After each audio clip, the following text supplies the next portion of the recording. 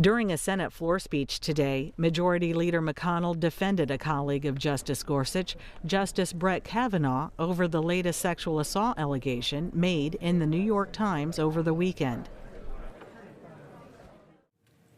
Now, on a completely different matter. For anybody who's been reading the news the past few days, it's probably felt a little like Groundhog Day. Because over the last couple of days, leading Democrats have tried to grab on to yet another poorly sourced, thinly reported, unsubstantiated allegation against Justice Brett Kavanaugh. There they go again, Mr. President. There they go again. Called it a one-year anniversary reenactment. Senate Democrats reopening the sad and embarrassing chapter they wrote last September. The latest allegation was blasted out by a major newspaper despite the apparent lack of any corroborating evidence whatsoever.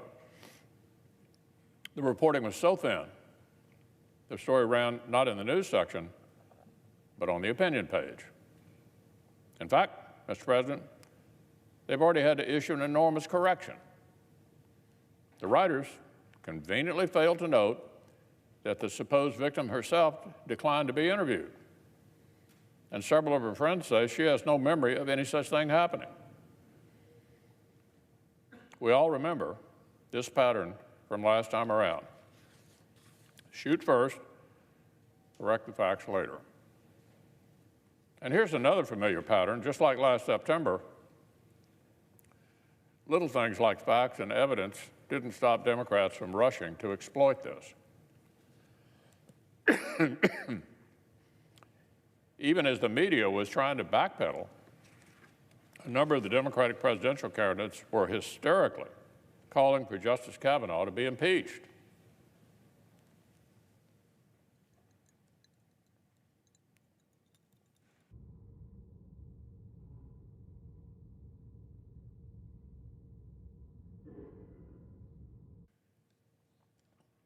On the basis of this flimsy, uncorroborated story, they're calling for Justice Kavanaugh to be impeached.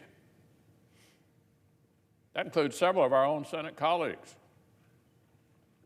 And even after the massive correction, no one in that group has backed off of the ridiculous threat. This laughable suggestion is already earning scorn throughout the country, across the political spectrum.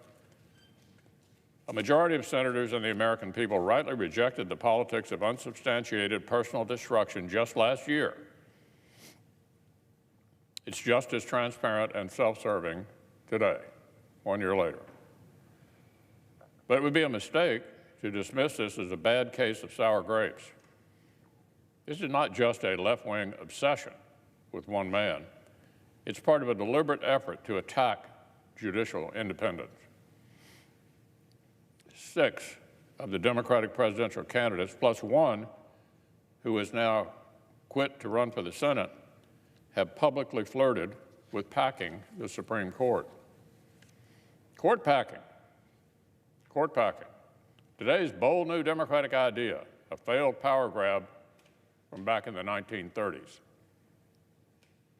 Just a few weeks ago, some Senate Democrats nakedly threatened the Supreme Court justices in writing.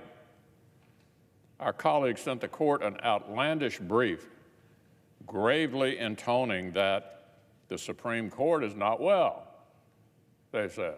The Supreme Court is not well. Here was the punchline. Either issue rulings we like or we'll pack the court. Issue rulings that we like or we'll pack the court. This is not normal political behavior. These are the actions of a political party whose agenda is so alien to the Constitution that they feel threatened by fair and faithful judges. Well, Mr. President, this is what I would say. When the simple notion that judges should be faithful to the Constitution looks like an attack on your agenda, maybe it's your agenda that needs a makeover, not our independent judiciary. When you are this willing to launch unhinged personal attacks, you reveal a whole lot more about your own radicalism than about the men and women you target.